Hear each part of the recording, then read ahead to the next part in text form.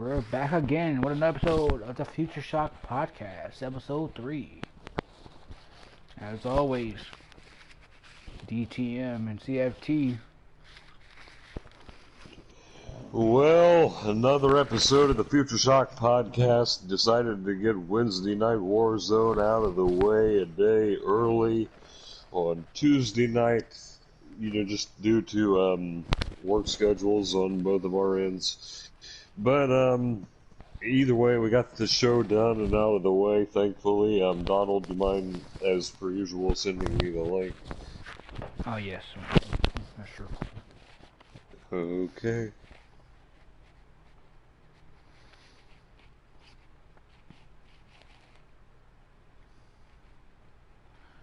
Let's see.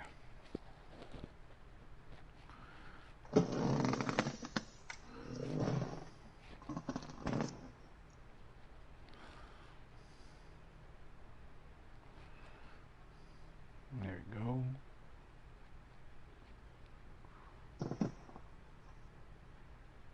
Alright, there's the link.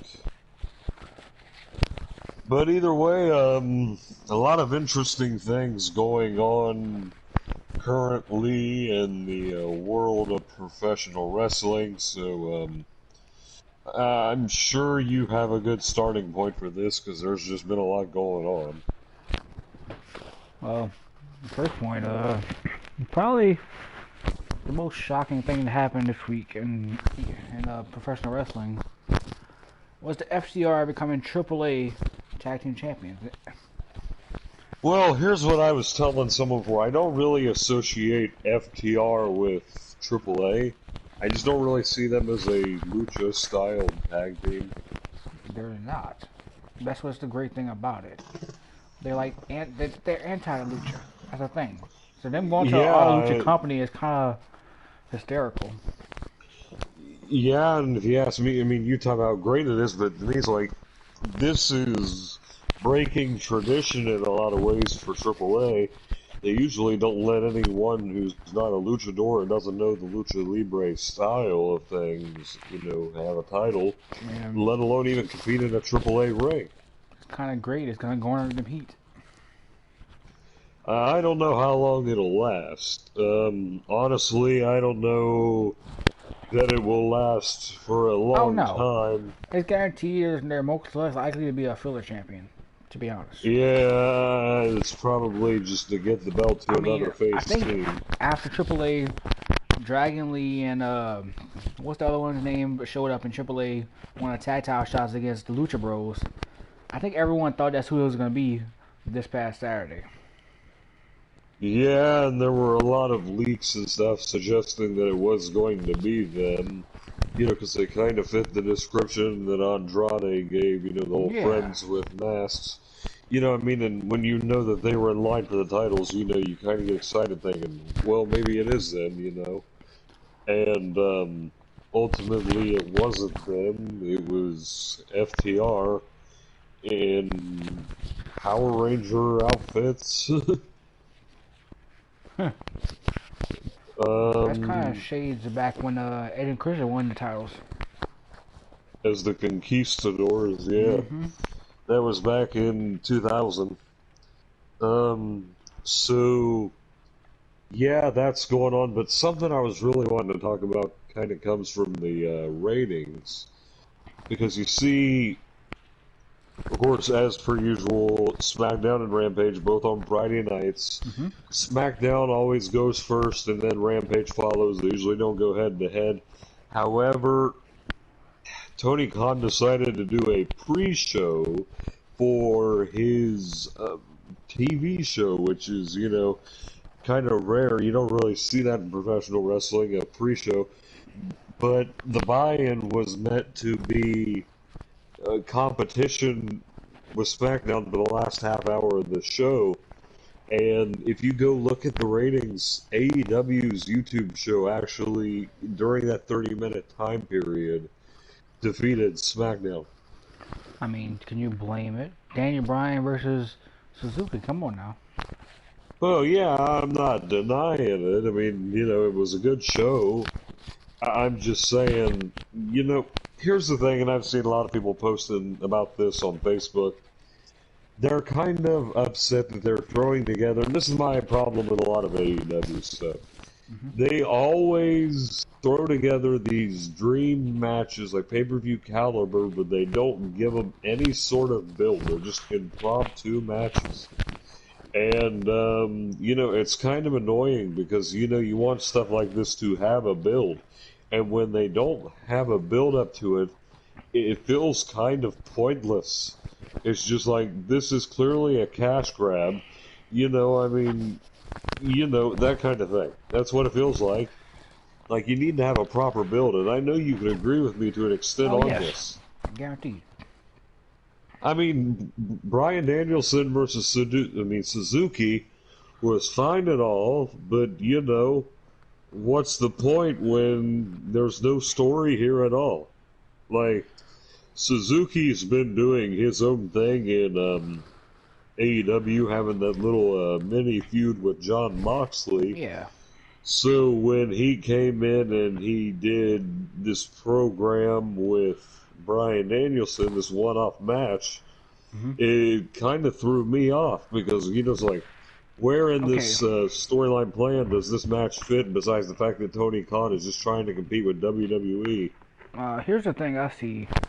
Well, for the most part, AEW had their thing going on with their storylines and whatnot, but also they're here to give just great wrestling matches, and not all of the matches are gonna have storylines behind it. Maybe some of them should, maybe some shouldn't, but nonetheless, I think he just wants to provide top tier matches people actually want to watch. And I'm not denying that. I know that's exactly what Tony Khan is trying to do. But at the same time, I'm just saying it makes those matches feel kind of pointless. Yeah, to an Like, that's extent. my complaint here. Is that no match feels like it has any meaning to it. Yeah, I could see what you're saying because just a few weeks ago they had, well, maybe I wasn't following it enough, but Orange Cassidy versus Jack Evans in the hair versus hair match. I mean, that seems like it came out of nowhere.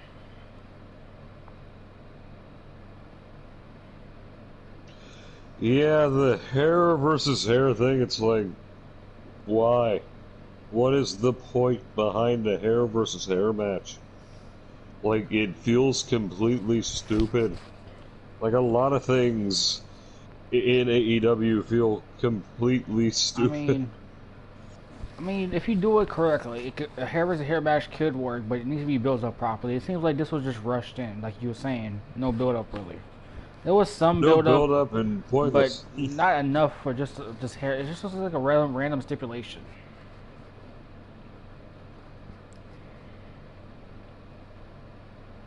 Yeah, and AEW's kind of known to do that. Like, Okay, I'm gonna let you take off. I gotta take a phone call. alright. So, while we're waiting for Donald to return, we have one like and two people currently watching.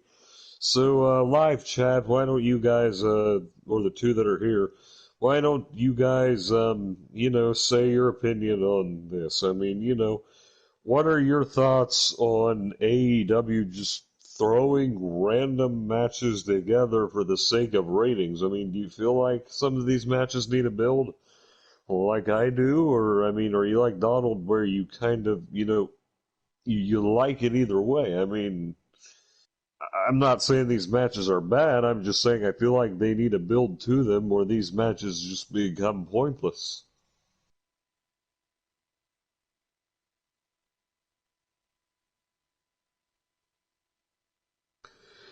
Well, yeah, this is true. Andrew, I just saw your thing come up here. I'll read it out loud. In the old territory days, a hair versus hair match was usually the final match in a feud where it paid off. AEW just rushes into it. Typically, the hair versus hair match involved like a manager. Like in Mid South in the '80s, I believe it was Magnum TA and Mr. Wrestling 2 versus um, the Midnight Express, with Jim Cornette, and Cornette got his hair cut off. I mean, there was a build to that. I mean, before that, I mean, I think it was that match. If it was Magnum and them, it was because Magnum TA got tarred and feathered by the Midnight Express. IWA Network James Seal coming in here saying CM Punk's matches so far have been pointless. Yeah, the only thing they gave a slight build to was his match in All Out against Darby Allin.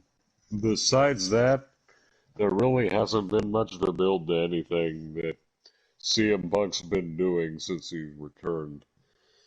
It's just like, oh, who can we throw CM Punk against this week? That's basically what this comes down to. I mean, everyone's like, oh, let's put CM Punk against this guy or that guy.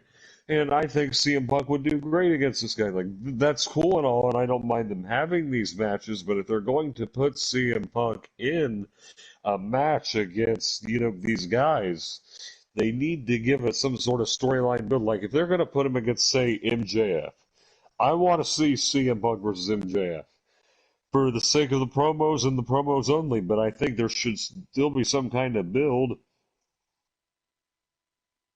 Donald, are you back yet? I thought he was back.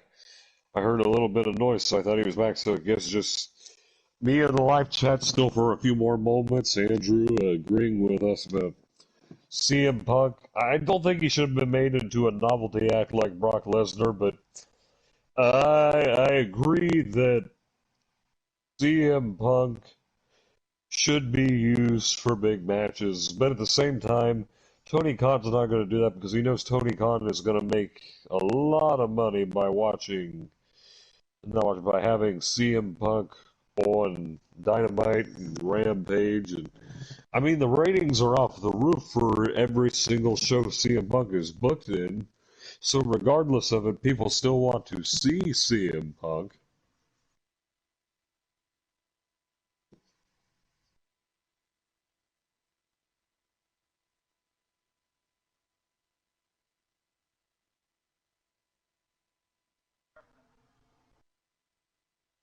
One second, guys.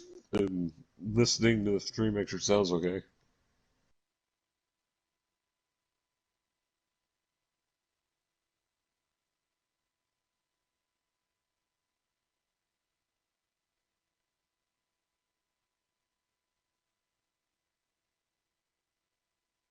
All right, we sound good. Just making sure. Without a doubt, CM Punk is a ratings booster, but after a few months, maybe a year, that shine will wear off. It won't even be a year. I give it a few more months. Everyone's like, okay, CM Punk's back. Cool, It's already worn off, if we're going to be real. To an extent, it's already starting to wear off. And before you know it, won't be long, and then no one will want to see CM Punk, and then everyone will be like, well, I'm tired of seeing CM Punk. I want CM Punk to go already.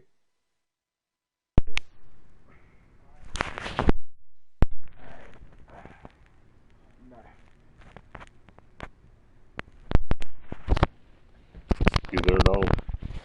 Alright, I'm back. All right. So we were talking about how CM Punk's eventually going to well, no one's going to want to see him anymore. It's going to get to the point where everyone's not going to want to see CM Punk again, and before you know it, everyone's going to want him gone again. Well, it depends on what they do with him, honestly.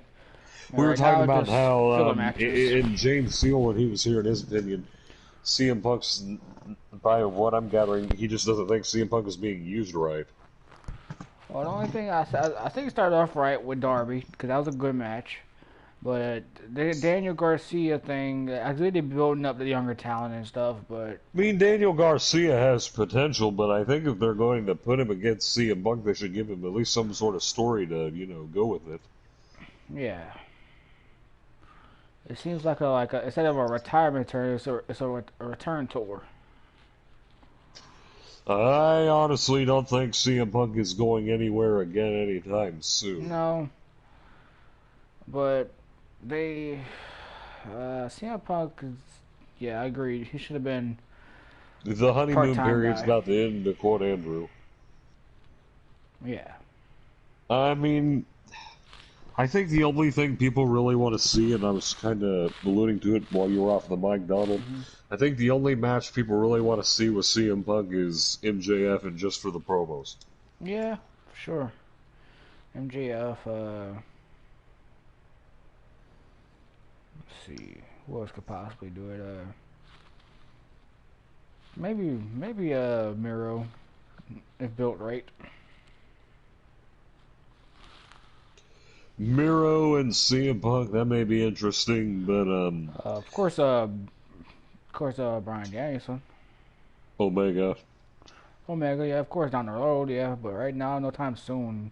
I don't think he's gonna be facing him. Yeah, it seems like in this is not just with CM Punk, but also with Brian Danielson. It just seems like they're using these two guys to just put together as many dream matches as possible, just for their own, like ratings benefit. I don't think I Brian mean, like Danielson's. Daniel Bryan or Brian Danielson, whatever you want to call him. I mean, he's a great wrestler, one of the best in the world today, if not the best in terms of in-ring ability. And yes, he should be put against the top guys in the company. But, you have this storyline, Adam Cole debuts and then Brian Danielson debuts in the same segment. Honestly, I would put those two against each other, the two up-and-comers in AEW going head-to-head. And that's, the story here. Adam Cole feels like his debut is spoiled by Brian Danielson and, one-on-one matches Yeah, result. Personally, that's yeah, what I would do. but instead we got the Super Click versus the Faces. Yeah, I mean, I'm not against the Super Click. I just think they should have set it up differently. Yeah, I agree. Like, we could have really had ourselves a good story, going into Full Gear with Danielson and Cole. I mean, that would But have been here's a the hell of thing. a match. I mean, it could I eventually mean, still happen, but what I would have done, and I'm not one to fantasy book often, or at least not anymore. What I would do is Brian Danielson, like his debut match, he'd come in and he'd be like, well, before that, he'd do a promo. He'd be like, Tony Khan, I want to start off big. I want the world champion, Kenny Omega. I don't care about the title. I just care about getting there to Omega. You know, kind of like the promo he did for it, where he's like, I don't want the title. I just want Omega. And I would have still done that match, but I would have. I mean, the 30-minute time limit would have happened because it was just a great match. yeah, And I will say this, but after the match, Adam Cole would have come out and beat the hell out of Daniels. yeah. That's what I Um, would have done. Instead of like the entire Super Click, it's just Adam Cole. Then Cole kind of in an interview later in the show's just like, I came out, had my big AEW debut. It was supposed to be my big moment. Adam Cole's time to shine. But Daniel Bryan or Brian Danielson, sorry, I'll never get used to that.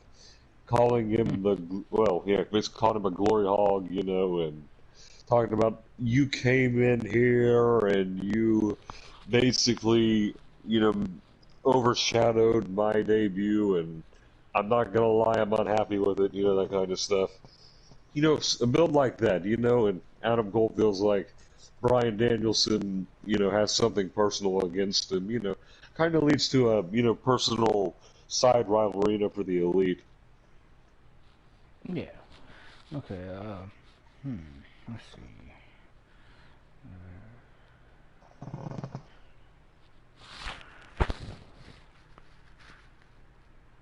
Andrew puts it this way. Honestly, it's like pulling out a badass classic car.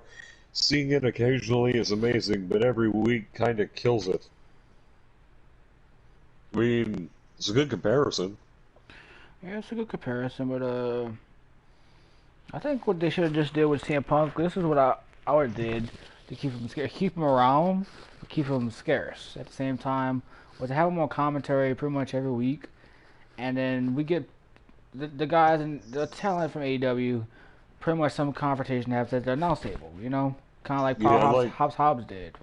But we get you stuff know, like that. CM Punk would be at the commentary table for almost every episode of Dynamite, Yeah, like at least in my booking, but he wouldn't be in the ring. yeah, for sure.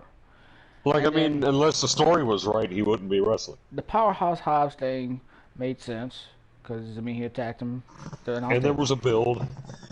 Yeah, You, the build was CM Punk, kind of brought down Team Taz and buried them in a promo, and they didn't take kindly to it. honestly, I know they try to build up Powerhouse Hobbs, but they should have did Ricky Starks. What the hell has Ricky Starks done since the past year? Cry about preparing for a promo on Roads to the Top. The last thing he did was beat Cage for the FTW title. That's it. And on a random note, I've seen some clips. I haven't watched the entire episodes, but have you seen a little bit of Roads to the Top? No, Cody and Brandy's reality not show. even. Now, here's the thing. I'm not a big fan of reality shows, wrestling or non-wrestling related. I'm just not a big fan of reality shows. Yeah. But I saw some clips that had been circulating around the internet Hmm. from Roads to the Top, and they're using a bunch of backstage footage, kind of showing the atmosphere, you could say, of AEW behind the scenes. Thing is this. They had Ricky Starks on there, Yeah. and he's having an emotional breakdown preparing for a promo, and he's afraid he's going to forget his lines. Like, he Hmm. literally has this, like, anxious, like, breakdown where he starts crying. Oh, I did see a clip from Rose to the And Top Cody though. Rhodes is like, yeah, Cody Rhodes is like hugging him and talking about preparing for the promo, this and that. Let me tell you something, first and foremost, about promos. This is not WWE, and they don't really seemingly care about a script, but a lot of wrestlers are scripting their own promos, just by themselves. Yeah. And if you ask me, I don't think they should do that. I really think the best kind of promos are the ones that are made out of impulse. I mean, if you would have sent Ricky Starks out there and be like, you don't have a script, but go out there with a mic. You know? I mean, that's what I would have done. That's what I do with everyone. I just think if they're going to really go through this creative control stuff and, they're allowing people to basically have a little bit of pull of what they say on the mic, aside from, certain things they don't want you to say on TV for, obvious reasons. But still, I think Ricky Starks, like, making a script for his own promo, I wouldn't have advised him to do that. Because you're getting focused on, saying maybe like one line, like, the main idea, you write it down, and it could be the most biblical shit in the world, but, still the fact that, you're preparing it kind of takes away, the emotion of it.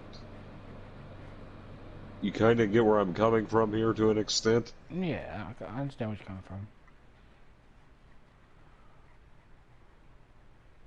from. Andrew talking about promos. One of the most underrated promos in wrestling was the late great New Jack. Yeah, New Jack, great heel. He was always good at getting the people to hate him, more specifically white people in the South. You see, Donald, I'll tell you a little bit about this because I know you're probably not as aware of it as Hmm. I am. So when New Jack and Mustafa Saeed debuted in Smoky Mountain Wrestling, they were there before ECW. Jim Cornette, like he was talking about, told New Jack and Mustafa to just get heat, right? Yeah. That was their job, get heat. And so they go out there, and keep in mind, this is the South, and you know how it is when it comes to, black people in the South, and especially, at this period in time. So all he had to do was talk about how great O.J. Simpson was. That pissed people off. Oh God. Um, I think we have ourselves an AEW bot. Oh, what's that?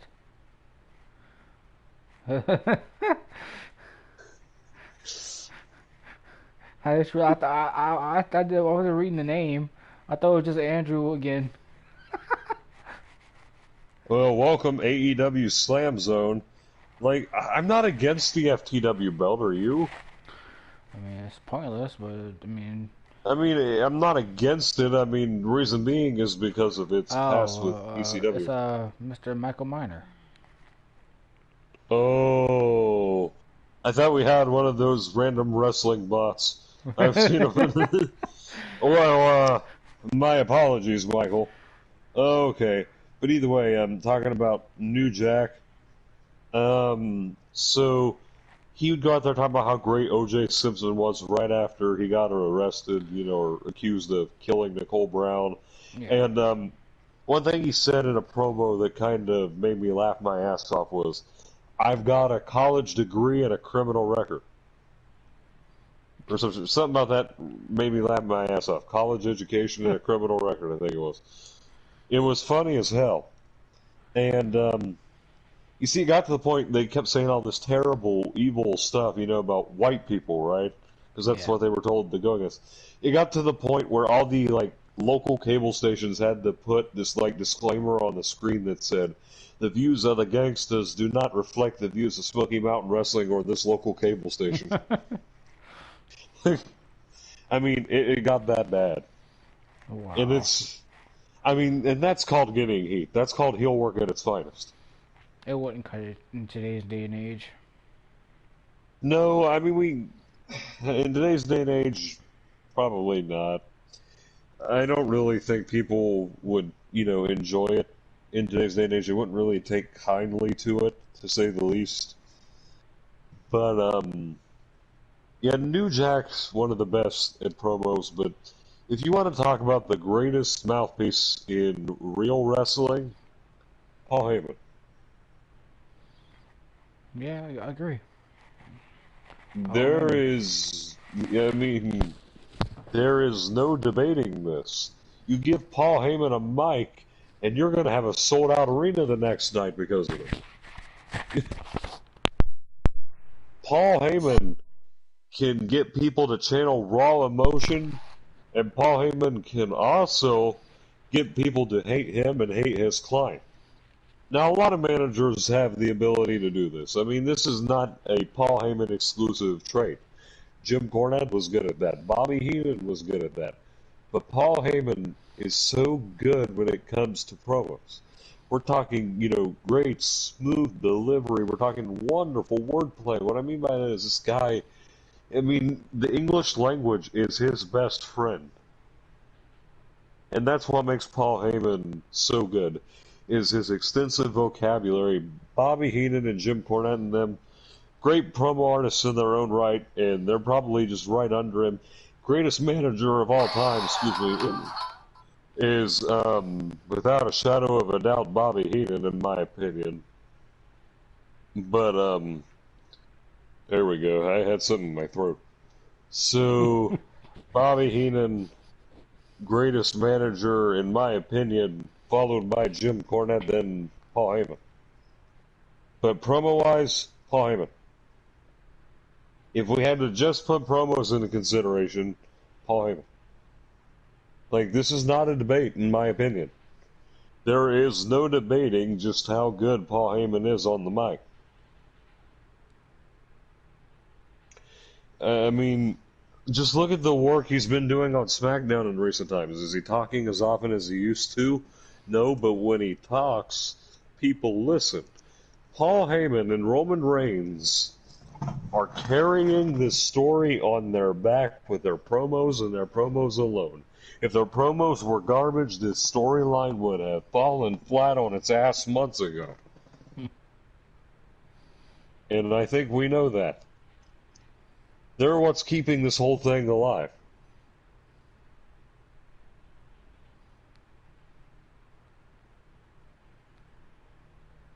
But either way, what are your thoughts on Paul Heyman with Roman Reigns and that storyline? I think right now either it can go two directions. Either Brock Lesnar is playing Roman Reigns for his feelings to get Paul to get turned on, or Paul Heyman's actually still with Brock, which that would kind of be a shocker. 'Cause he But done they so have been well. teasing it. Yeah.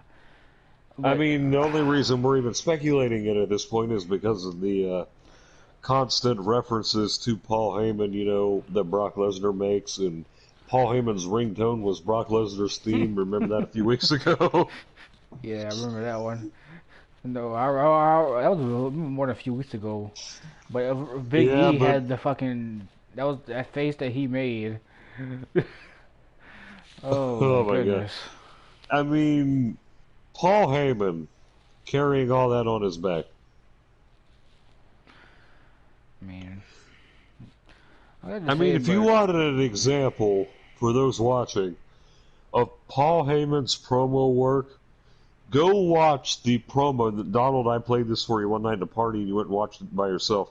And you'll agree with me. Just go watch Paul Heyman's promo on Vince McMahon about professional wrestling on an episode of yes, SmackDown that one. 2001. That That was may be one great. of the greatest promos ever. It was.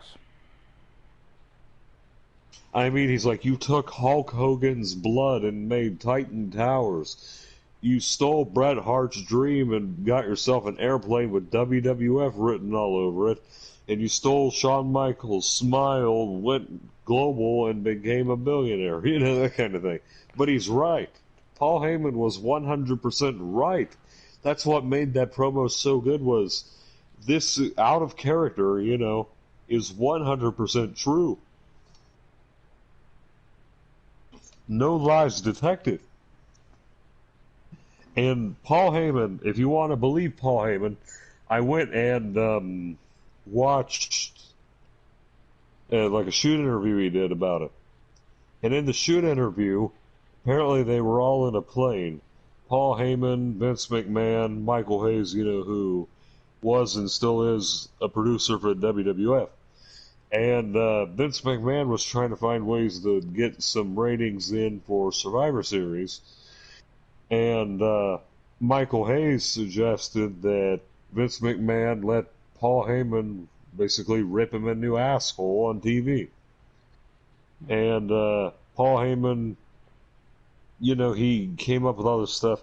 The thing that he did that no other person up to that point could really get away with was using Vince McMahon's father, like his name, in a bad context.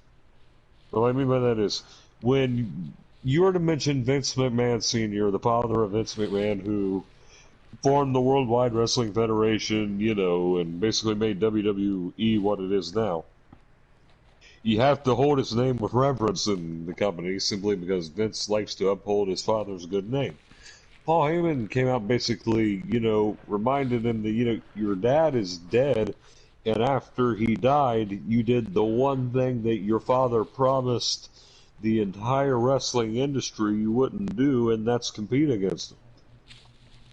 And this kind of stuff, I mean, it may seem mild to a lot of people, but it was more impactful than most people understand when it comes to the context of it.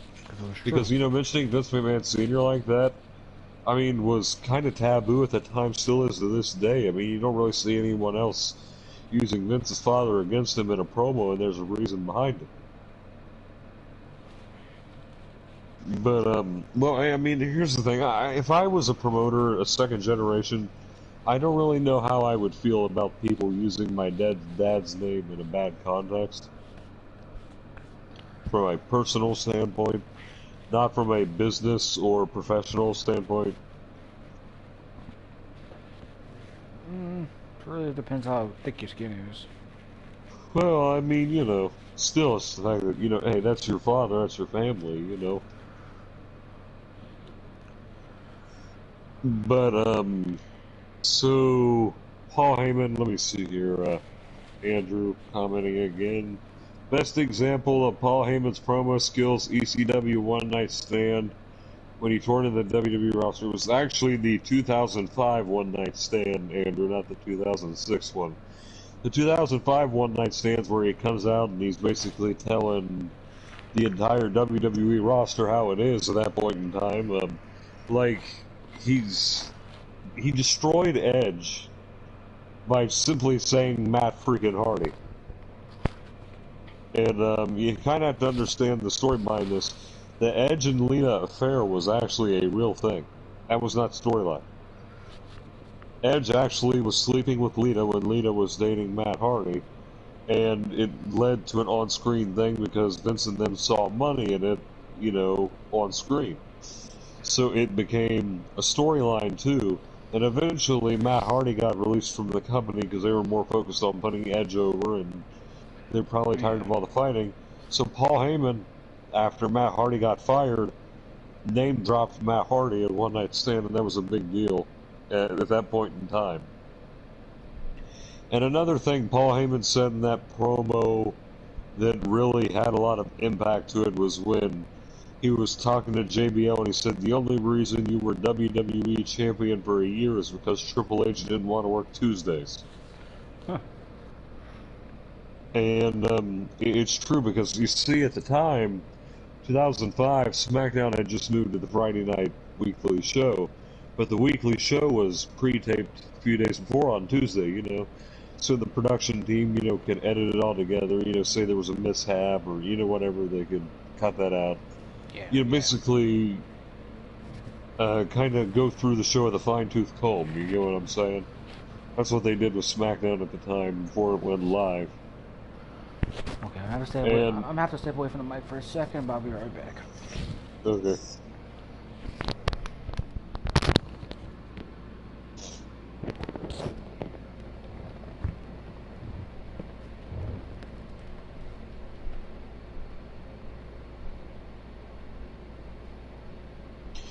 But, like, here's the thing, you know, I'm going to say this about promos, and this is just how I feel about them in general. So, a lot of people, I'm going to bring this back to EFED, you know, we got a little bit of an EFED connection here. I think a lot of people's promos in EFED, a lot of people, now there are also a lot of people who are really, really good. But on that same note, there are a lot of people who are really, really bad, like exceptionally terrible at promos simply because they don't understand the basic fundamentals of a promo. Your promo is meant to get over the match, meant to get over the storyline that you are currently doing. You know, that's what a promo is all about. You know, I can go out here as CFT and berate everyone and tell everyone that I'm better than you, I've got all this money, I've got the clients, I've got everything, and there's not a damn thing the company can do about it. Or I could, you know, actually, you know, go somewhere with it, besides, you know, a generic fucking promo and, you know, make a story out of it, you know, or help enhance a current storyline. That's my biggest problem with EFED people. Is a lot of them do not know what they are doing on the mic, and it is very, very irritating. Like, I'm not calling myself the best of promos, I'm not. I know people who are 5 times better than me. Just go watch the Iron Bison and Dylan Mason and all these guys. These guys are way better than I am.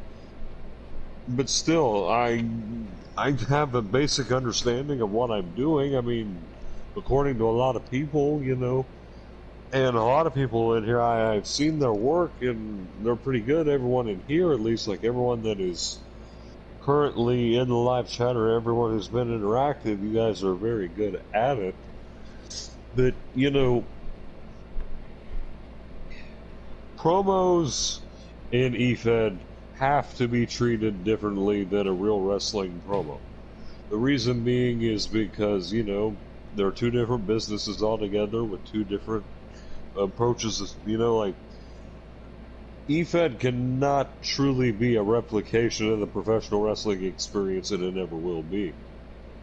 Like, we know it's never going to be. Like, we're a very small group, you know, compared to the wrestling fan base, and now that's putting together promo leagues, that's putting together PvP, that's putting together SIM EFEDs and predetermined feds. Let me see what Andrew said here. Without a doubt, EFED promos are vital. That's actually how I got Andrew Miller over at IWA. I'm trying to make a story out of every win or loss. Now, that's another thing that kind of gets to me. And at one point in time, not now, But at one point in time, I was very, very guilty of this, and I'll own up to it. A lot of people do not feel motivated to promo when they lose. A lot of people are fine with promoing after they win, you know, but after they lose, no, you're not going to get a promo of a lot of people. And James, I don't know if you're still in here, but if you are, IWA, he always talks about, like, please promo whether you win or lose. And I know he'll own up to this because he's seen it before. A lot of people will cut promos if they win. But even if they lose, like, very few people actually do. And if they do, they don't put half as much work into it as they would when they win. Winning is a motivator when it comes to promos, but you can make a good storyline out of a loss every now and then. I understand from an out-of-character context, especially in these feds, you know, where all the matches are sim, you know, one take and done on 2K. It can be very frustrating when your call loses. My friend, it is. And anyone in here can attest to this. Your call losing in a sim is very, very, very, very frustrating. But, you know, if you play your cards right, you can make something bigger out of it.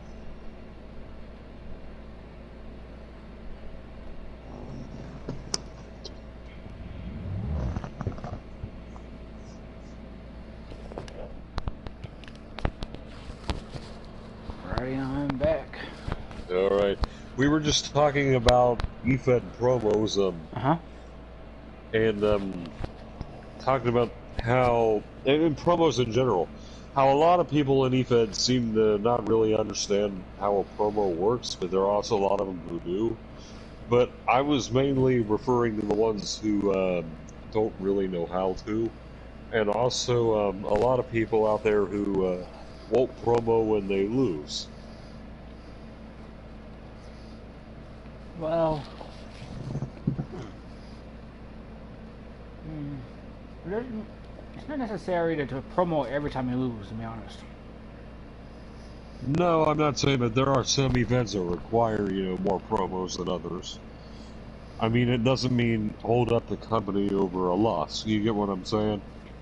Yeah. Don't stop the continuous flow that is the business, you know, just because you're upset that you lost a match. And as I was saying before you got here, yes, losing a sim match is one of the most frustrating feelings in all of EFED. We can both agree to this. Yeah. It is extremely frustrating. But at the same time, you can make something bigger out of it sometimes. Sometimes. I mean, there's always a throwaway match that you lose, and, you know, throwaway stuff exists for a reason as well. Andrew's talking about right here, it irritates him how his first feud in EFED, he lost to Jacob Cole for the IWA TV title. In current day standards, that's not much to brag about. Kidding. But with promos, I made an entire story involving the two. But yeah, I mean, again, there's an example of making something bigger out of a loss. Yeah. I mean, you cut a promo talking about how depressed and sad you were that you lost the IWA TV title, and took a picture of you with the title with "See You Again" playing in the background. You know, that stuff is actually pretty entertaining.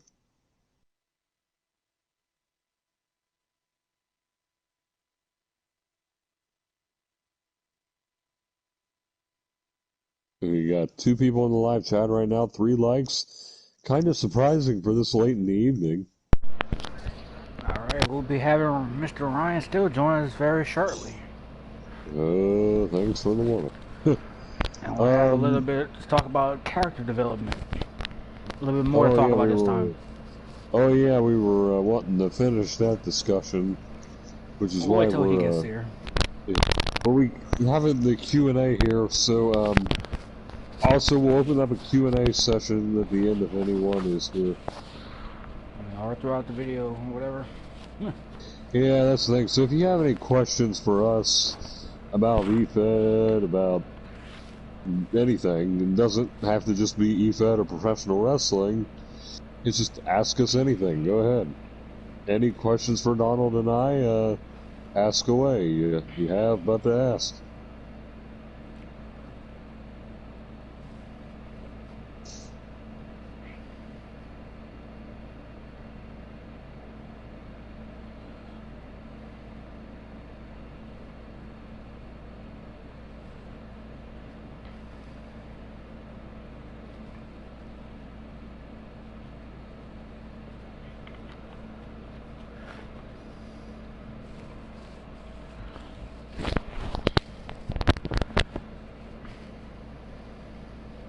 Get off my foot. Shit.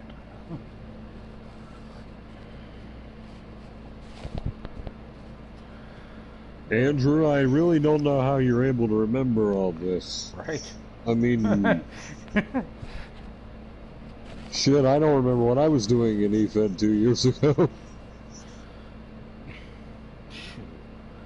Losing? Yeah, that's what I was doing.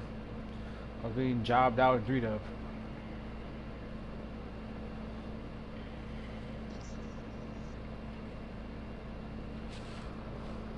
I don't remember any of my opponents or rivals, though. I just remember you getting jobbed out to Chino Gambino. Oh, God.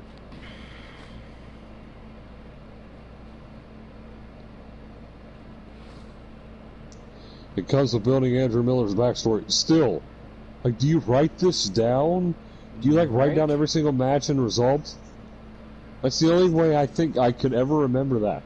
I bet if, when Ryan comes in here, if I ask him to name 5 matches he had in IWA 2 years ago, he wouldn't even be able to name one. Besides, maybe Bobby Wade. Outside of Bobby Wade.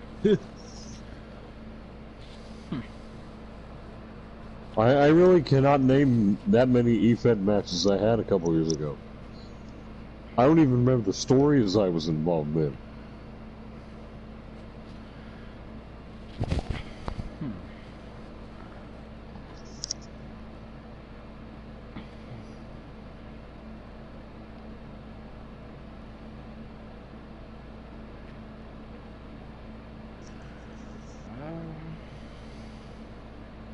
You know, this Q&A session's kind of become directed towards Andrew. Right. I view myself as Andrew Miller's Paul Heyman. It's my job to be his advocate, backstage producer, to build him up. And to do so, I got to remember a lot of stuff. Yeah, still. Is your memory like this giant, extensive, like, database of EFED stuff? I mean, like, shit. Like, the fact that you remember this is astonishing to me.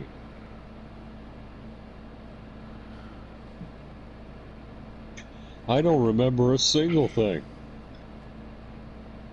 Hell, at the point now, I don't even remember all the rivalries my clients have had, you know, for as long as I've had CFT.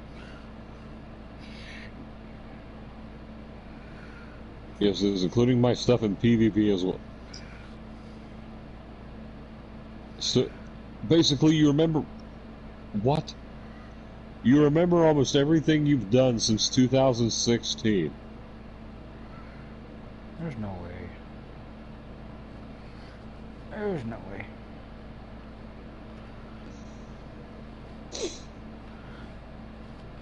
Okay, well, let's test it. Who did Andrew Miller debut against in IWA? I mean, that's something he probably should remember if it's his debut. Ryan Steele's debut, I went to look for it online. It was just him getting punched in the dick by Slick Rick. James sent me the link. He's like, this is Ryan Steele's IWA debut, and it was a 3-minute squash match with Slick. Adrian Splinter on IWA Riot. Jesus Christ. Andre Splinter, Adrian Splinter, you know. It's easy to mistake the two. Yeah. Both are Australian and both of them are enhancement talent. Actually, they're pretty good.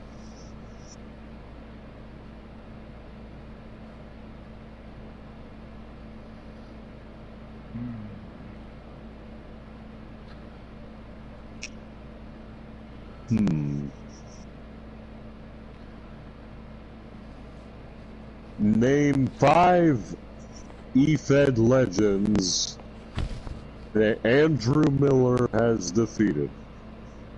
Let's assume he's defeated 5 of them. Yeah, on top of that, name where you beat them at.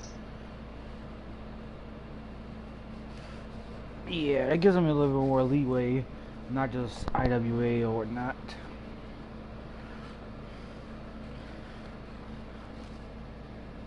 Plus, I mean, you could loosely use the word EFED legend.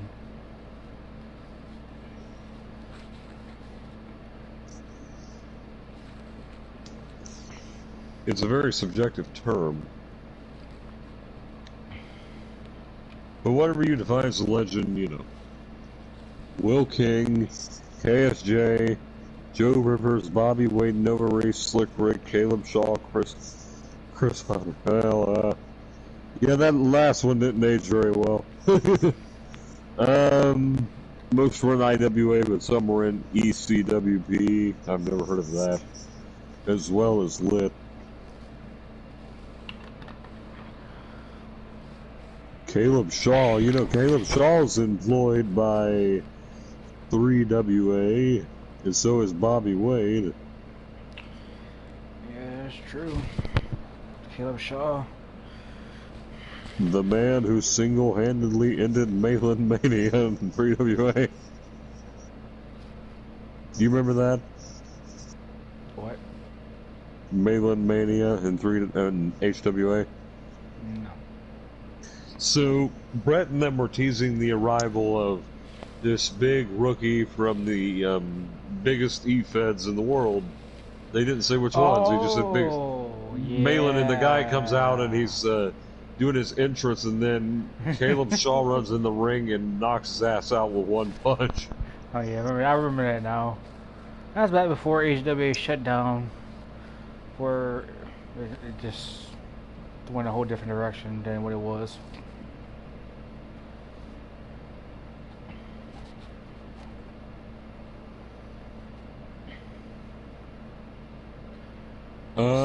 So okay.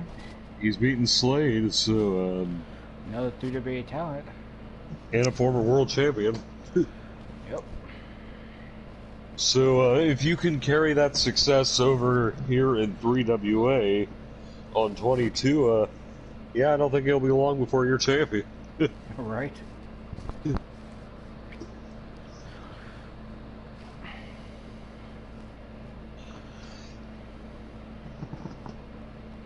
But ECWP, apparently Adrian Splinter was a... Now, maybe you can answer this because I'm not sure. Adrian Splinter, Andre Splinter, are they the same guy?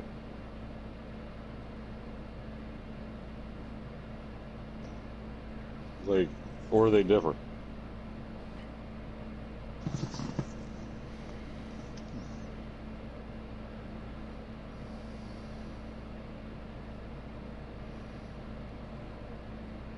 They're the same guy, okay. Yes.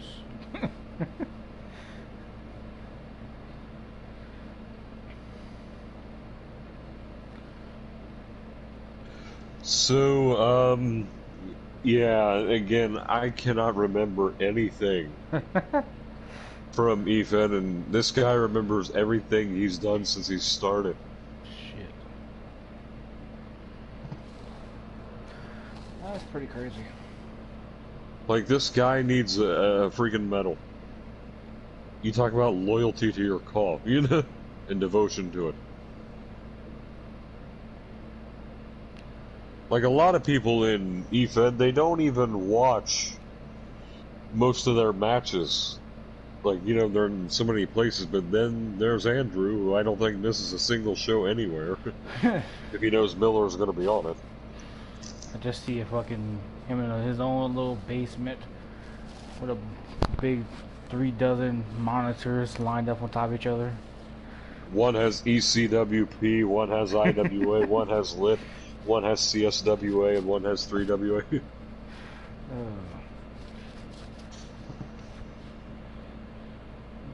I mean, don't even ask me about the championship history.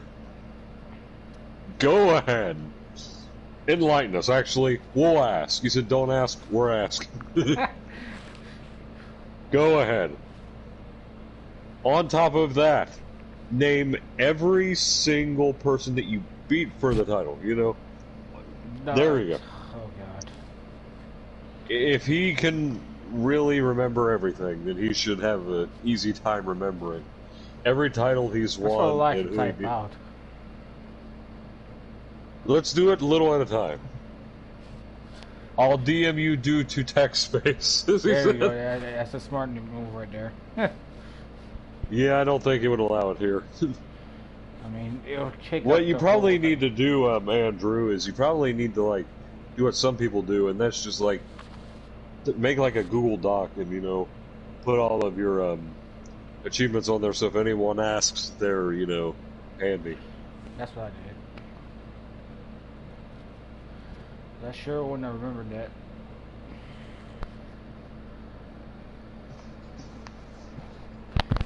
Oh, man. Do you know how long it should be before Ryan shows up? I have no clue. Probably about another 10 minutes or so.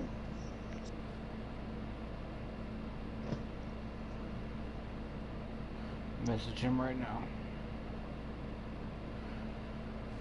We got plenty of We time, were, though. we were in no hurry. I was just, you know, wanting Yeah. to get this started, you know. I gotta stay up anyway, so. Well, yeah, you're trying to stay up. Yeah, we're already almost an hour deep into this already, so. It's Well, probably yeah. gonna go at least another hour. First one I went for like 2.5 hours. Almost 3. Yeah.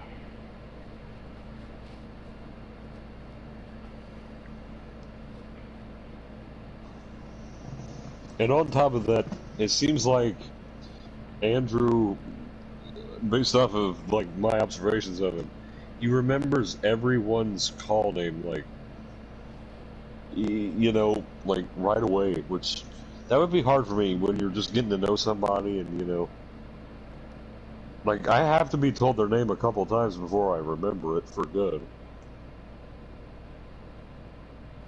But like, oh, here's Andrew remembering everyone's name. Oh God, I just got 2 messages. I'm scared. Oh my God. He just sent it. Starting with, he just sent the first of probably 4 messages. I said probably. This is the first one is just IWA. There we go. 2-time television champion. Longest reigning heritage champion at 366 calendar days. 2-time tag team champion with Jacob Cole. I'm pretty sure he carried him to those. Kidding. 1-time Universal champion. 1-time Hardcore champion.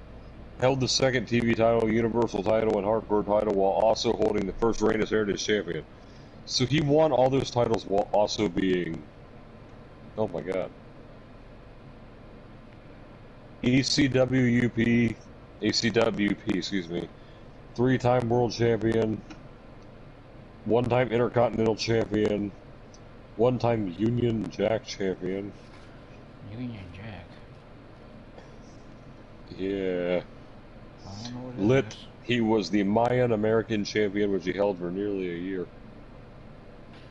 Mr. Steele will be right with us. Well, I bet again. I'm gonna ask Ryan all this shit when he gets in here.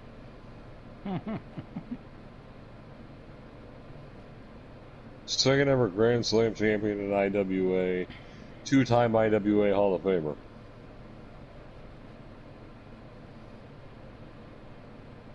So, in other words, Acknowledge Andrew Miller as the tribal chief. He is the head of the IWA table.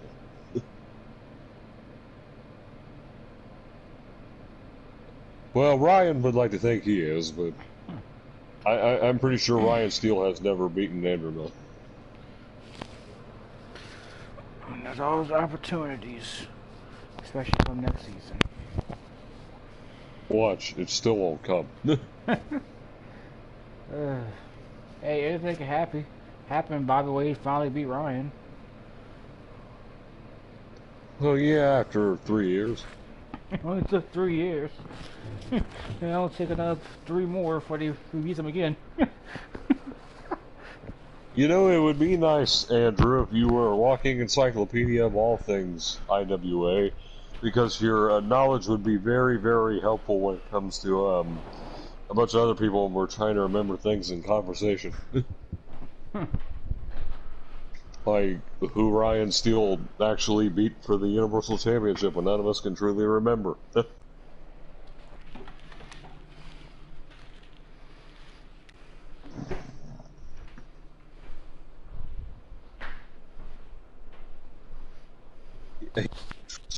Steele lasted a combined total of 3.5 minutes. What? And he beat him. He said his first 2 matches with Steele lasted a total combined time of 3.5 minutes, and he beat Ryan Steele in both of them. That's just sad. It's almost as sad as, by the way, losing to Ryan Steele in 1 minute 13 seconds. Well, we didn't know that was going to happen. Until you record it and, like, you won't believe what just happened. I mean, hell, just on Warzone tonight, we had Ryan Steele somehow fucking knock off Jay Stone in probably under 2 minutes, maybe? Maybe 3 minutes. 3, something like that. The point is, it being a sharp match. And I didn't do anything different to it. It's just the randomness of 2K20. But either way, the guy's commitment to his own call and being able to remember every single thing that he has done in this business, it's commendable. That's what it really is. It's insane, but it's also very commendable. And here's Ryan. Yay, I made it, finally. Hey, also he says, you can, talk as long as you want in the chat, Andrew. He's sent me a message, wonder if he's spamming the chat. No, you're not. No big deal. You're probably the only actual listener anyway. It says there's 2 people, but, you know, you're the only person in the chat, so, take advantage of it. But, Ryan, so Andrew Miller here, or Andrew Hall out of character, remembers every single thing he has done in EFED and IWA since 2016. He remembers every single match he's had and everything. And and if he won or lost. Oh, good for him. No, I'm just saying. I mean, we were jokingly saying, I bet if we asked Ryan where, like every single match he was in IWA, he would draw a blank. I would, honestly, yeah, because... There's been so many. Right. I mean, here's the thing. You hardly remember, I mean, we think we have an idea, but you hardly remember who you even beat for your first title, you know? So. Yeah, well, you know, you gotta take in consideration that was 2017, 2018, and a few years ago. If Andrew remembers that, that's fine. That's good. I'm proud of him, you know, pat him on the back, but I can remember what I did last week, okay? So, I mean, he said that his first 2 matches with Ryan Steele lasted a total combined time of 3.5 minutes. Well, normally in character I'd say that's arrogance, but yeah, I do remember that. That is true. But if Steele and Miller cross paths again, that story may change. that will change, and I could tell you it would change, and Steele would drop him on his noggin. On his noggin. No ifs, ands, or buts about it. On his noggin. Trust me, especially with that bridging. You got that, Miller? Yeah. You're about to be dropped on your noggin. On your noggin. and all that memory that you have. Yeah, trust me, I'd knock that out. Shit. It's like you hardly even remember you were in IWA or EFED in general for like years. Like, it's like everything from the early days from you just kind of draws a blank. That, or you're intentionally ignoring it because you hate remembering it. No, I don't remember shit. I have a hard time remembering shit. So, but yeah. Hardly remember where you shed laughs, as my grandpa would say.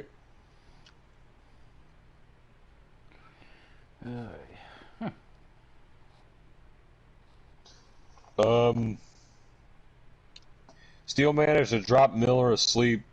Wait, what? Drop? Oh, sorry, I. Tries again. Steele managed to drop Miller asleep every time he watches Ryan wrestle. What? You just read it yourself. I read it the way it was like. I don't know what he said. Yeah, he's put to sleep by Ryan Steele's matches. Okay. Trust me, you and probably literally everyone else. I can't remember when he won the Universal title because I was in the restroom. Now that's just being arrogant. I'm sorry, but you know what? Even though I lost, Andrew Miller needs to go back and watch the Steele versus Wade match. Okay? Even though I lost, I gave Wade a hell of a match. Perhaps the match of the year, F3WM, to be honest. And I bet he's thinking, well, it wouldn't have been that way if it was against Miller. Or maybe it would have been, and he just... And it would be Miller winning. Same result, last 10 seconds, just still wins. I mean, that's crazy. We thought we messed up the count on wins and losses, and turns out 10 seconds left, and that's all it took for Bobby Wade to pick up the win. Miller says, I fought Wade twice and beat Wade twice. How about Bobby Wade? That's good for you. I fought Wade 6 times and he's only won 1. Ah! So, yeah. So, And it took him 3 years to do it. the gist Right. of this is I'm So, getting is... who's better than who now? Put it that way. Everyone's better than Well, Bobby. you gotta keep in mind, Miller hasn't been in the business for a couple years now, almost. Yeah, and I passed him by already. Well, I bet if you told him that, he wouldn't believe you. Or agree with you, even. That's his problem.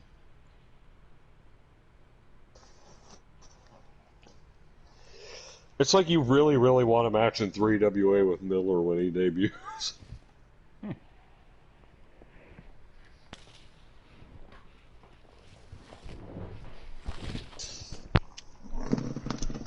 It'd probably be weird for him to not watch a Ryan Steele match from the toilet. Oh, God. Especially when he can't remember it after I dropped him on his shit. Well, I mean, he watches Ryan Steele on the shitter with the brand new 3WA app. No. No, he ain't. I did more in 2 years than he did in his whole career, referring to you.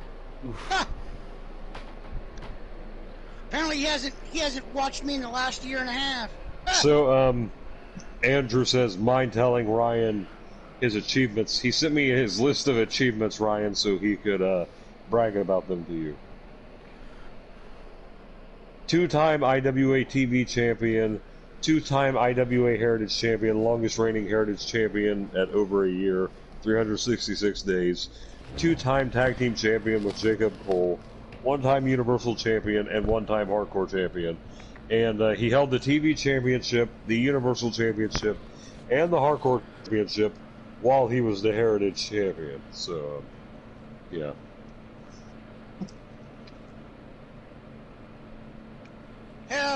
Was you a Superstar of the Year in one of the feds? Nope, I was. Ryan, dude, I just considered. For once in your life.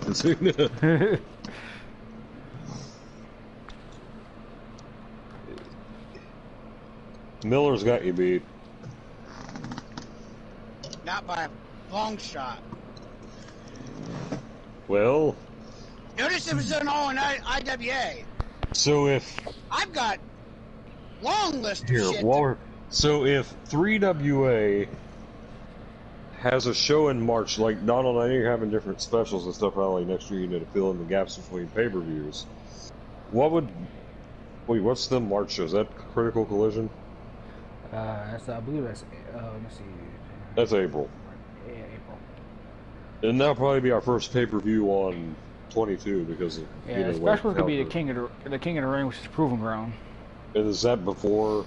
That's before Critical Collision.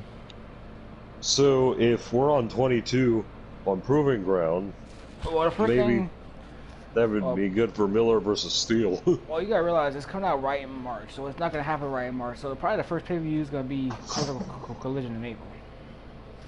So yeah, sure, Critical Collision. I mean, maybe we could go ahead and talk about working that out now, since there's obviously a story here. I mean, yeah, that's all with the plan. Okay, Ryan Steele versus Andrew Miller at Critical Collision, signed, sealed, delivered. There we go. Pretty much. There you go. You two are gonna have a match in April. Good. Hmm. I can't wait to hit that bridging powerbomb on his ass. Watch, you're gonna remove the bridging powerbomb from the game. Oh God. It's all right. I'll do suplex pile driver. 2 out of 3 falls. I'll drop him on his head one at a time or another. At least he didn't ask for 2 out of 3 falls count anywhere, like a certain king. A certain king that dominates in the ring. That has crappy ass Wi-Fi. I mean, maybe we can get Andrew Miller versus the King if he can beat the Prince.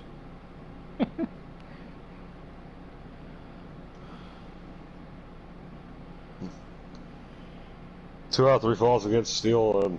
It's more reasonable than falls count anywhere, though. Like you said. Yeah. Well, I will say this: we can talk about it now, but ain't no way in hell we're gonna remember it. But thank God we got a man with a photographic memory in here. Right. Miller, that's your job. Remember that you're committing to a match against Ryan Steele, 2 out of 3 falls at Critical Collision in April. If you remember all of that, then you deserve that match. Right. And the second match will be a last man standing. Do you know the difference between 2 out of 3 falls and 3 stages of hell?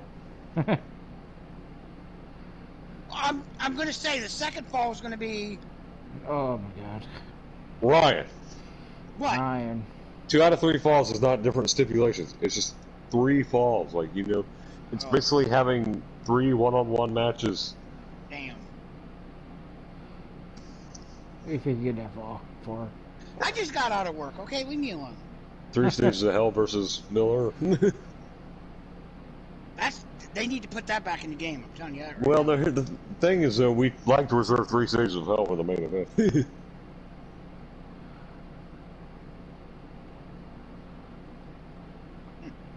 I don't even think we've had... I mean, I know NGW's had one, but I don't think 3WA's had it. 3 stages of hell, have we, Donald? Nope. Well, maybe this season or next season we'll wind up with one, but... Yeah. Maybe if we do, because I was thinking we're probably going to have a lot of stuff booked for Resolution, so... Andrew, you spelled Steel wrong, you dipwit. What? It's S-T-E-L-E. S-T-E-L-E. Where'd you go to school at? Michigan? Cringe. This podcast has become cringe. Cringe.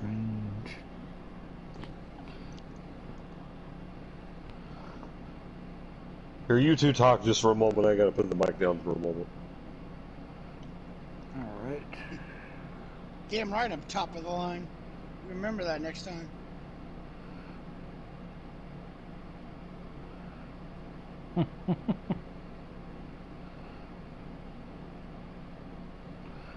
Oh man.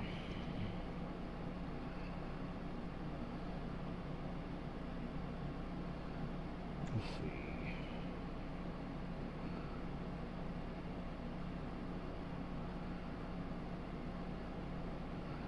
Yeah, you want to talk a little bit of... Oh, wait. My bad, I didn't mean to take over the show. Okay, you wanted to talk about a little bit about character development? Yeah, I do actually. I'll let you Now take that the mic. now that Andrew's done flapping his lips. Sure, Andrew could chime in throughout the talk. Let me turn this music off here. This game music. There we go. That's better. The floor is yours. All right. Okay, so what did I miss? I'm gonna try to finish up from episode 2, character development, since we have a chance. Oh yeah, yeah. I know we touched on it because we really didn't have much time because kind of somebody had to go to work. I'm not going to mention names. Oh my God. Wait, I'll be happy to what? What's he talking about?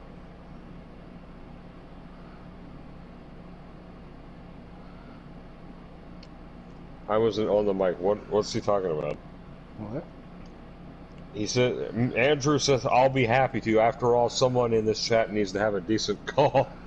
That's just something like he could chime in as Ryan talks. Oh. So Miller going back to Steel. Again,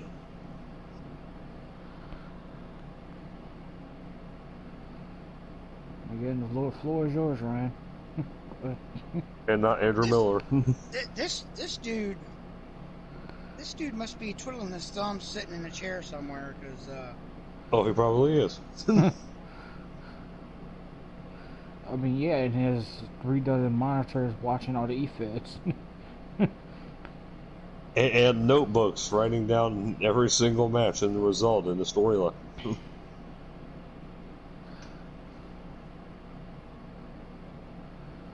Maybe we should have brought Miller he's become the EFED version of Michael Cole. More like Joey Styles with all the monitors. Shit, we thought about it. We probably could have had Andrew on here right now.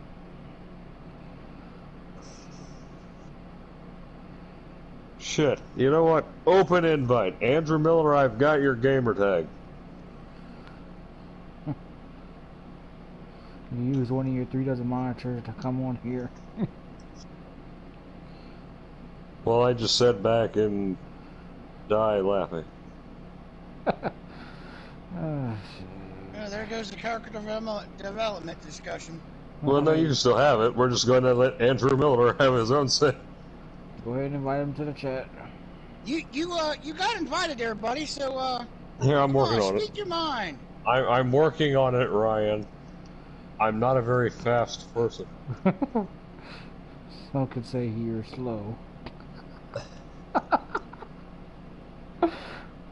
Okay, jams. Oh, I'm not gonna say it out loud. Yeah, no need to expose him to all 4 viewers. Okay, jams 621. All right, he should be in. I mean, you just added him to the thing. I'm pretty sure that's gonna show up on the screen. Oh, there goes my face. It's like it's been blurred out, like CFT has been censored.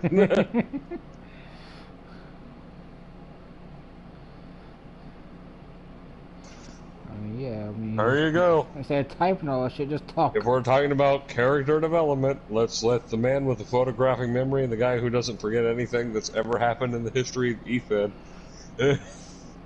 I'm pretty sure the guy could probably be more qualified than any of us to write a book called The Unabridged History of EFED. I'm sure Polly the parrot can give this guy a cookie, too. With forward... what? To quote the guy from Billy Madison, Ryan, what you just said is one of the most insanely idiotic things I've ever heard. At no point in your rambling, incoherent response did you say anything that even resembled a rational thought. everyone in this PlayStation party is now dumber for having listened to it. I award you no points, and may God have mercy on your soul. My point is, he wants to boast about he can remember everything. Good for him. I'm outside the house. Do you have a mobile app, Miller? Andrew, you got the mobile app? Oh well, sucks. Or is your Wi-Fi or service as bad as King Dominator? Dominator? Oh shit, I ain't getting no sleep today, fuck. I swear I'm not drunk. If not, download the app. Yeah, you can find the app. I just don't know if they'll be able to hear you on stream. That's the question. Well, I don't know. Are the audio settings the thing on the app? I think so, but it should work. The app is kind of garbage. It is. Since they combined you have four people all of a sudden? Since they combined the messenger part and the regular PlayStation part, it's trash. Yeah. You know, sometimes I wish we could do this through like a Facebook call or whatever. We just don't have the proper equipment. Facebook? Really?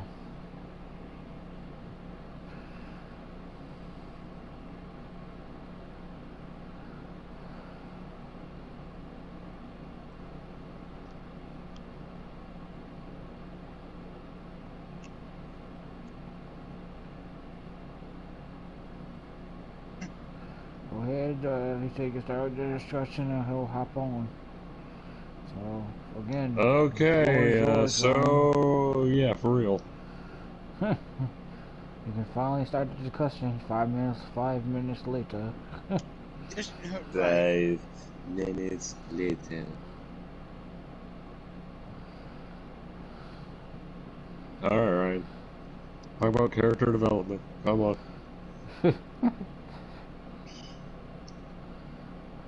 Jump right into well, it. I'm gonna touch on one of my groups that seems to be kind of hot right now, as far as winning matches and being in feds, and that group is System X. Now, System X started out to be a tag team with. Am I boring you guys? No, continue. I'm just listening. No, I'm just trolling you. Either way, continue. Well,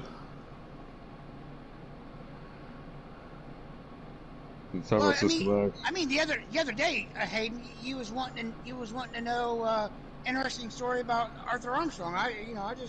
I'm trolling you is all, but good. We already talked about that. All right, now. I don't remember.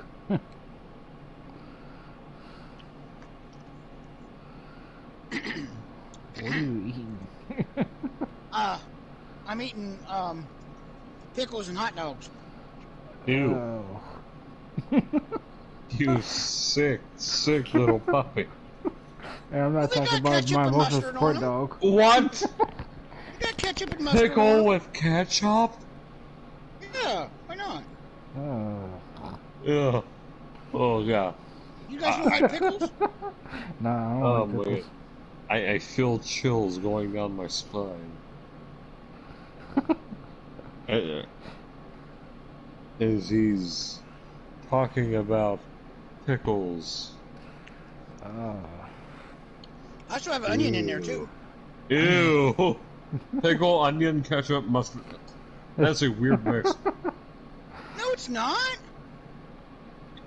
You know what? Let's drop the character development for a second and talk about what should and should not be on a hot dog. You're telling me if you didn't have pickle, onion, ketchup, mustard on a sandwich, you'd like it, right? No. Yeah. Oh, what? I like chili on my hot dogs. Chili and shredded cheese. Hey, nacho cheese goes good sometimes. Also, melted cheese as well. I like my melted cheese.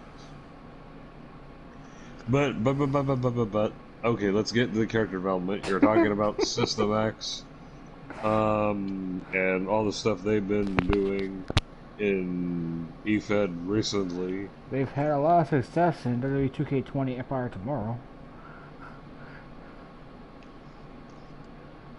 Well,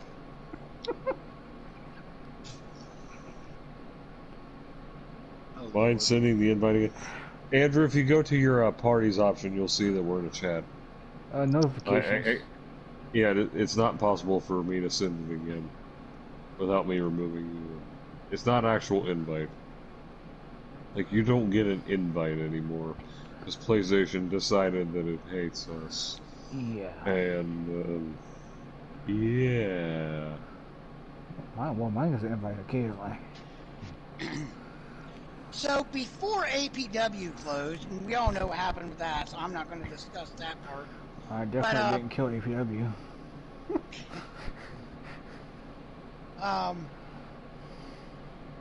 Well, let's bring people up to speed. A certain pipe bomb god had something to do with killing APW. I'm not going to say any more names, but definitely hey. not that guy on the screen.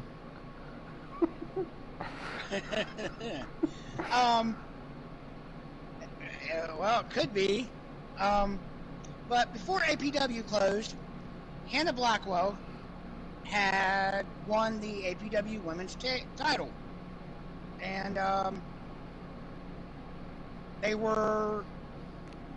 and Laura were APW Women's Tag. They've gotten the 3WA Women's Tag. They've been IWA Women's Tag. So, System X has accrued quite a bunch of tag team title runs. Now, Townsend's going to be knowing about this one because Victoria is also in System X. And she just became NGW Women's Champion. Well, she's also got tag title runs as well. Now, you ask, why the name System X? Well,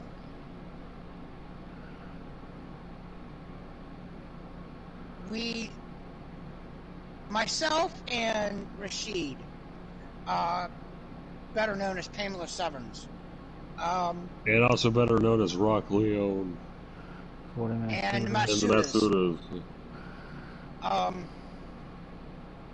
So him and myself had an idea to form a group, tag team, and the idea was to talk about conspiracy against them, the authority, and the authority management has been conspiring against them, shoving them out the door. So that was the whole idea behind it.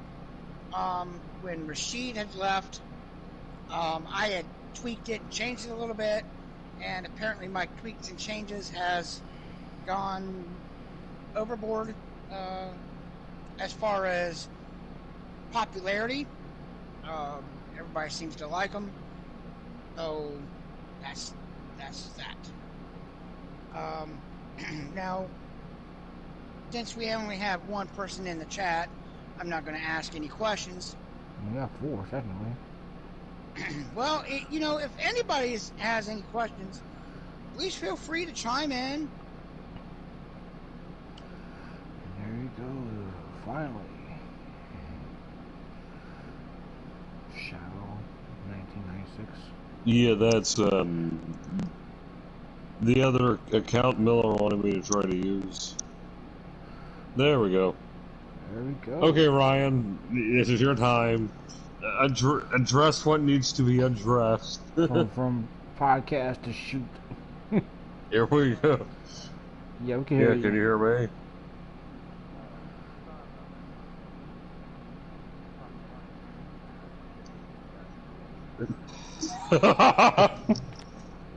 Oh shit. This is gonna be good. I'm just gonna mute myself and get some popcorn. Oh shoot.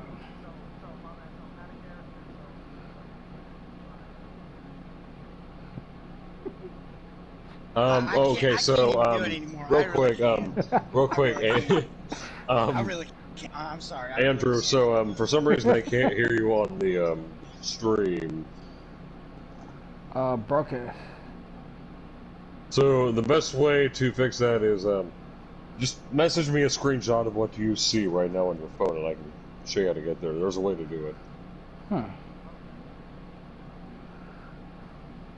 Okay, Talk no, about this shitty shit Wi-Fi. anymore. This guy can't even be heard on the stream.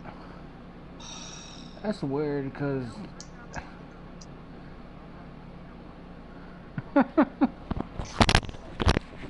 Jesus Christ. Anyway. That's weird because the same thing what happened to Nick earlier. Okay, so tap the 3 dots at the top right and send me another screenshot.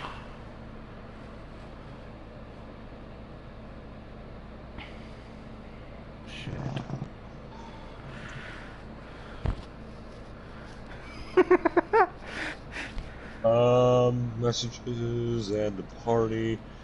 Oh my god, you think you're an old man? Imagine me. I've never used this crap before. It looks weird. Is there any options behind the YouTube video that you have up?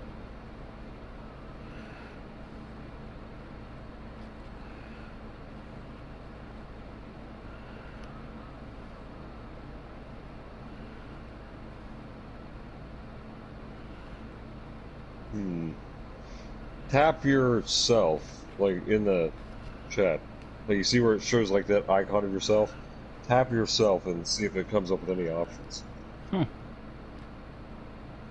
And when I say tap yourself... Don't physically tap yourself. Shut up, Ryan.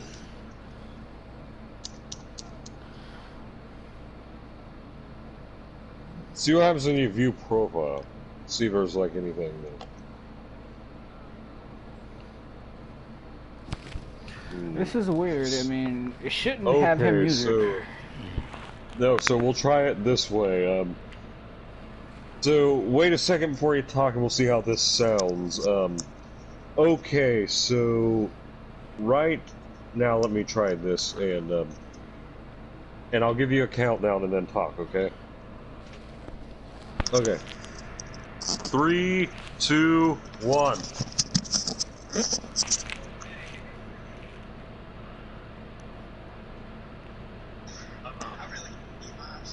One second.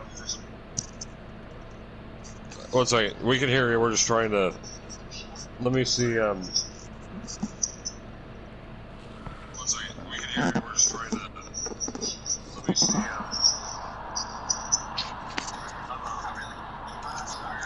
Okay, so here's what we're gonna do. Okay, since this thing's. Oh, sorry. I accidentally muted myself. Since this thing is going to be about as much of a bitch as a woman on a period, so we're going to have to, basically, whatever you say, I'm basically going to be your interpreter. I am going to repeat everything you say like you are speaking a foreign language.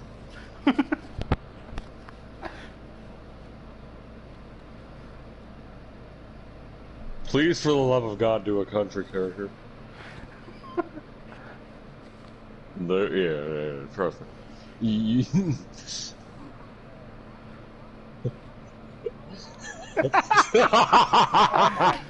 Fuck. I'm nowhere near country. I live 30 minutes from Dayton. Okay, Dayton's a big He city. listens to rap with his black friends for Yeah, protection. Oh my God, really?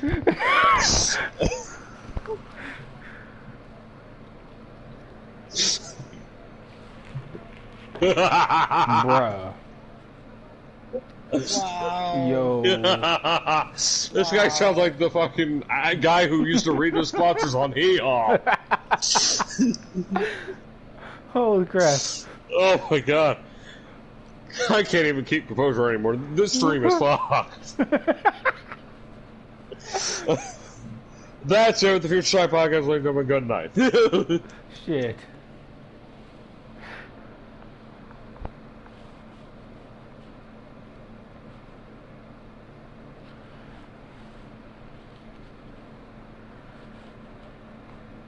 Okay, let me ask you this. What makes Ryan Steele terrible? In your opinion, anyway.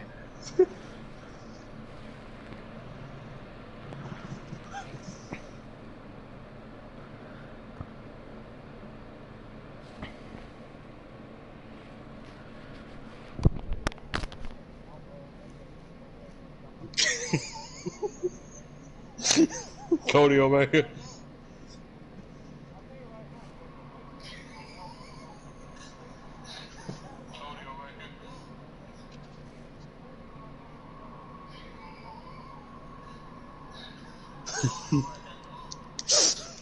Get this guy on commentary, Donald.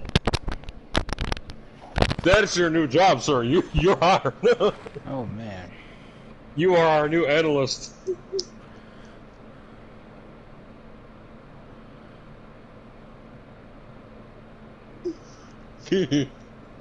But hey, why you can mix your full-time and your part-time job?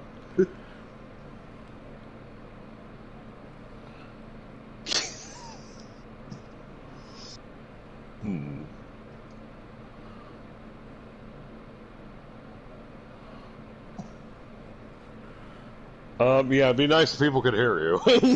Yeah, they couldn't hit. I don't know what the hell is going on with either PlayStation, most likely PlayStation, or YouTube. Because the same thing happened with Nick earlier, but they could hear me and you and Ryan fine. I don't know what's going on with YouTube today, or PlayStation. Most likely it's PlayStation. Yeah, whatever the hell it is, it's a bitch. His voice probably can't be shared on the stream. Probably what he's got to do, but hey, you know, I'm supposed to be a country dude from Ohio. Okay, whatever. No, here's the thing. If we're talking about country accents or whatever, I mean, Ryan, you've heard my Ryan Shaw accent, right? Yeah, that's about as country as Kentucky. Okay? And you listen right here, boy. If you cross me, you are going to get your ass beaten. Nah, you are going to get annihilated. You gotta do that voice from that dude. Destroyed.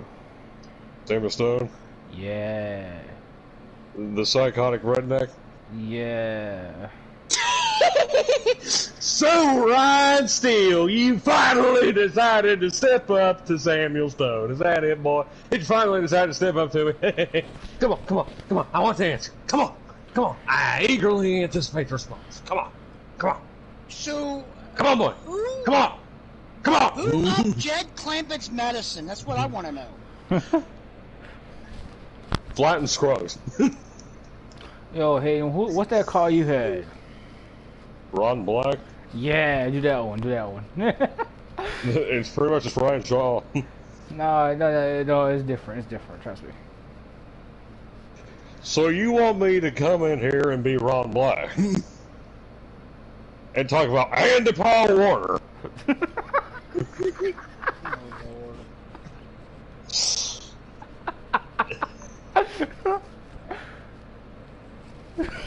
Oh God! Well, damn it, Bobby, I sell propane and propane accessories. Copyright.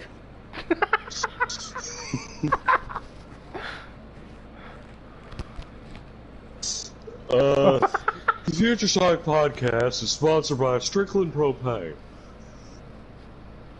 Oh shoot! The finest propane in Arlen, Texas.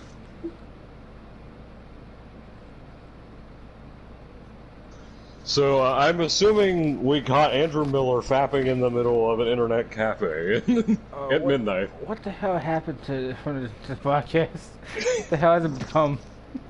And here comes Mad Dog. Oh God, Mad Dog on top of that, Jesus! Yo, Hayden, check to see if you can hear Mad Dog.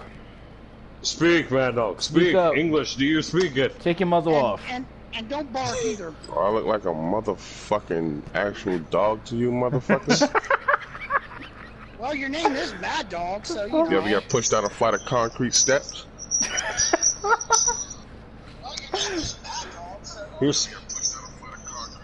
we can hear Mad Dog.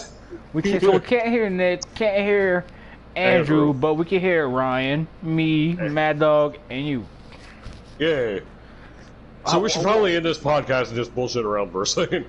Yeah, probably so. Cause I think it's pretty much done for the night. We just bullshit at this point. Fucking doing King of the Hill parodies and shit. Oh god, what the fuck? I Well, hate. damn it, Bobby. Tom Like, Hank here. I was curious what the fuck's going on with this channel. I don't know what's going on. Why we can't hear certain people.